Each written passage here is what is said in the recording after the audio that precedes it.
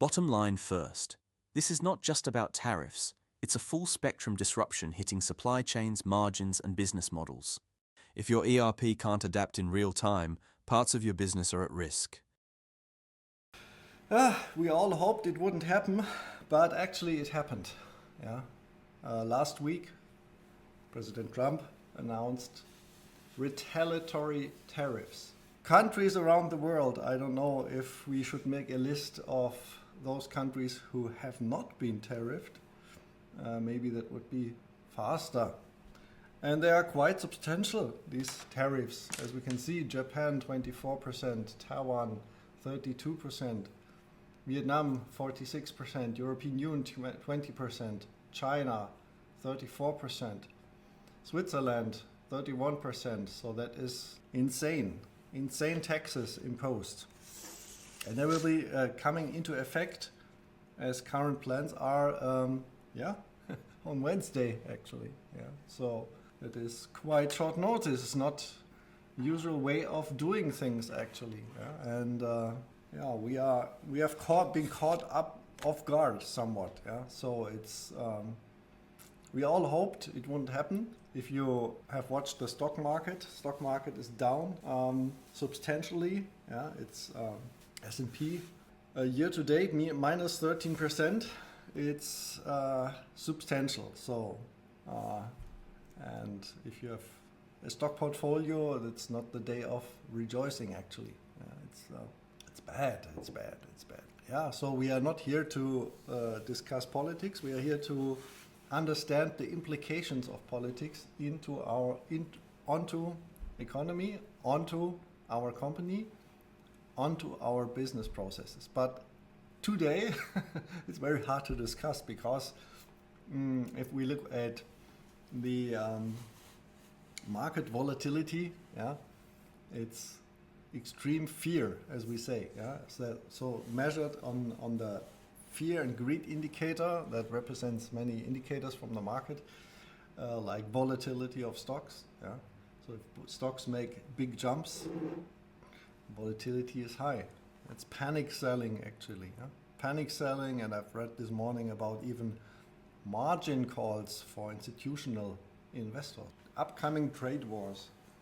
So these tariffs have triggered some negotiations. Actually, Vietnam has already had negotiations with Trump, and it seems like because Trump says, these are just retaliatory tariffs.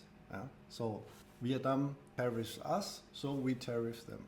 Yeah, and there's some truth to it. Although nobody knows how these tariffs charged to the US is calculated. Yeah, actually, this is not true. Not true. Yeah. These are actually trade deficits, and this is not, as it is titled, tariffs charged to the to the USA. Yeah, it is trade deficits actually, and trade deficits are a completely different thing than tariffs. Were the reason why this whole thing began, and we can hope that negotiations will lead to agreements, like in the case of Vietnam here. They had a trade deficit of 90%, not really tariffs, but trade deficit with US. And so they started negotiating. Yeah, that's good. And 50 other countries have also said they want to negotiate, which is good. The European Union doesn't seem to negotiate, which is bad. So we don't exactly know what happened if now European Union will retaliate also again to those tariffs. Yeah, here 20%. And then we have a trade war.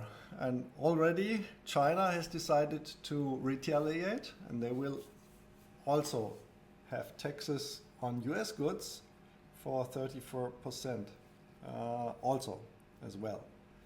34%, I believe. Yeah, so look it up. And so that is going into a trade war.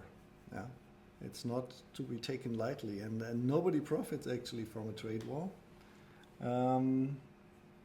And yeah, even I must say, this morning I read reports about these tensions increasing, yeah, also into tensions of potentially real war, which is not so much a surprise, because we all hope that there be peace in China versus Taiwan, but now it seems like not necessarily.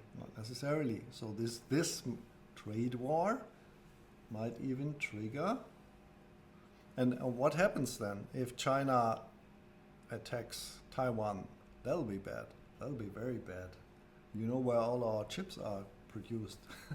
In Taiwan. So what do we do if we get no chips anymore? Yeah? For everything we are left with Intel from US. I don't know if that's the solution. That's really, really, really bad. Really, really, really bad situation.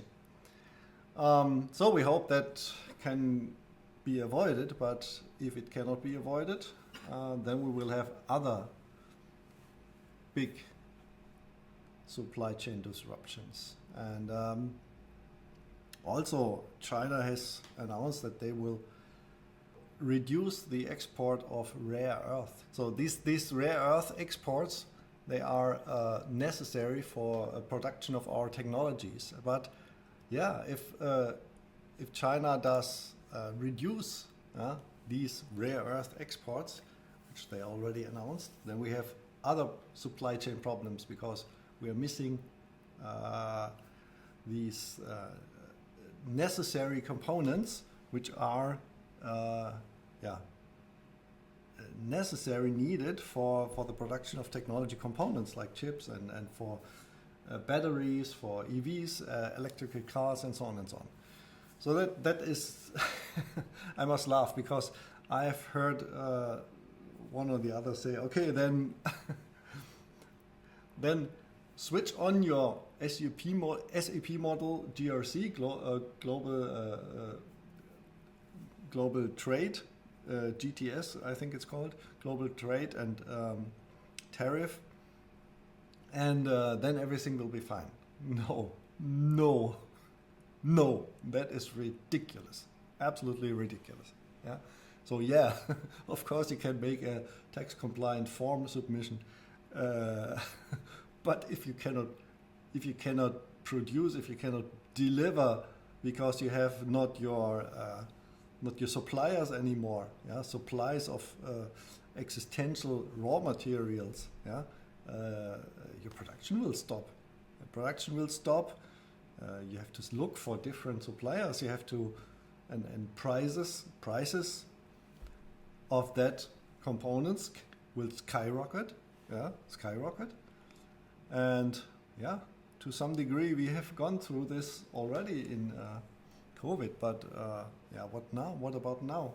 Yeah, the implications, they are much deeper than just another tax form. This is serious. So yeah, we come to again back what we presented after COVID, which is there was this poll about companies who did digital